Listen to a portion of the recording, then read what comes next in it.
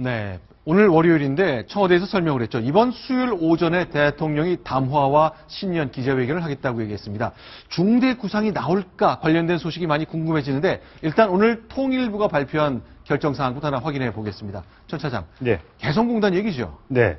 일단 개성공단은 그동안 어떤 어려움이 있어도 꿋꿋하게 계속 버텨오고 지켜왔는데 네. 북한의 4차 핵실험 이후에 더는 안 되겠다는 생각을 정부나 통일부, 박근혜 대통령도 하고 있는 것 같습니다. 어쨌든 네. 저 개성공단 남북 경협을 통해서 수많은 돈이 북한에 지원되고 있는데 네. 북한이 저렇게 핵실험을 하고 우리에게 빚을 꽂았다면 우리도 가만히 있을 수 없다는 게 정부의 입장인 것 같고요. 기존에 한 입출경 규모가 한 800명 정도 되는데 네. 최소한의 인원만 남기고 한 650명, 한 20%는 줄이겠다. 이게 처음은 800에서 650명, 150명 정도 수준으로 정도 줄이는 거지만 네. 이게 앞으로 남북관계의 상황에 따라서 이게 폐쇄 조치로 가는 것 아니냐라는 분석, 전망도 슬슬 나오고 있습니다.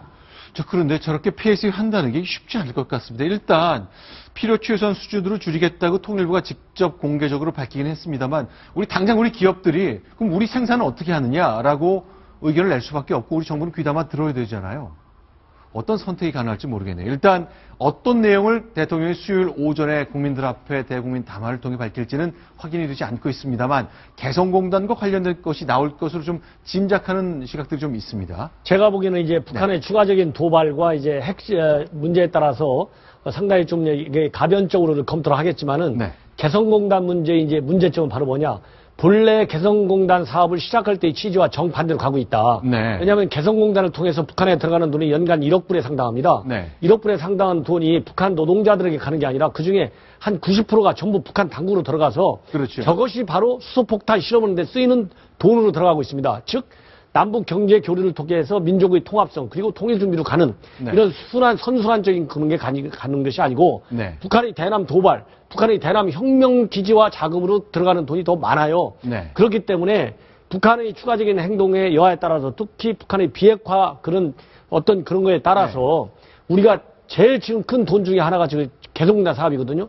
연간 1억 불이 가기 때문에 이 돈줄을 차단하는 이런 정책 지휘를 우리가 언제 어떻게 선택하느냐가 굉장히 중요한 과제고 추가 상황에 따라서 우리가 검토를 보다 진지하게 해야 된다 이런 생각이 듭니다. 자, 1인당 한 10만 원 안팎의 월급을 주고 있지만 사실은 북한의 환율로 기준으로 치면 굉장히 큰 돈입니다. 그러나 그 근로자들은 현찰 10만 원 안팎의 현찰을 받지 못하고 현찰은 다 당국으로 가고 배급 형식의 무언가를 공급되고 있다는 것이 끊임없이 흘러나오고 있는 얘기인데요. 자, 수요일 오전 대통령 어떤 의견을 낼까요? 자, 대통령이 벌써 세 번째 연간의 신년을 맞이하는 기자회견을 하고 있습니다. 자주 하지 않는다 이런 지적을 끊임없이 받아왔지만 작년과 재작년 모두 눈에 띄는 대목의 얘기가 나오긴 했습니다. 일단 그 당시로 장면을 돌려보겠습니다. 저는 한마디로 통일은 대박이다 이렇게 생각을 합니다.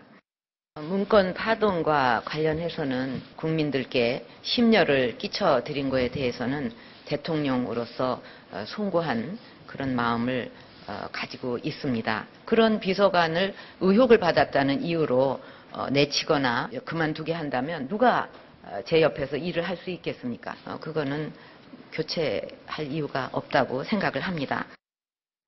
보통 저런 기자 간담회 때는 이제 모두 발언을 대통령이 읽고 그 후에 기자들의 질문에 답을 하는 형식인데, 자, 김정부 후보부장, 어떤 좀 고강도의 메시지랄까, 어떤 좀 새로운 점을 좀 예상할 수 있겠습니까? 아마 보니까 작년 담화도 굉장히 좀 무거운 분위기였는데, 이번 담화도 굉장히 무거운 분위기가 될 것 같거든요. 그런데 굉장히 북한에서 강하게 압박하는 그런 내용이 될 것으로 예상이 되고요. 그래서 아주 구체적으로 이제 어떤 내용이 담길지, 그러나 이제 시간을 예고해 놓고, 지금 또 오늘 그 개성공단에 했던 그 출경자 수를 줄이고 그러지 않았습니까? 그래서 뭔가 좀 더 구체적인 어떤 방안이 나오지 않을까 이렇게 예상이 되고 있습니다. 현재는 그러니까 총 모레 하는데요. 수요일 날 하는데 10시 반에 합니다. 90분간으로 예정되어 있는데 20분간은 대통령의 일방적인 메시지가 전달이 되는 담화 형식의 이제 메시지 전달이 있고, 그다음에 70분은 기자회견, 기자들의 질의응답을 받기로 되어 있습니다. 소통하고 그동안의 문제점, 그다음에 지적됐던 것들에 대한 전달을 소통을 한번 해보겠다는 그런 얘기가, 그러니까 담화와 기자회견이 합쳐진 모레 회견이 예정이 되어 있습니다.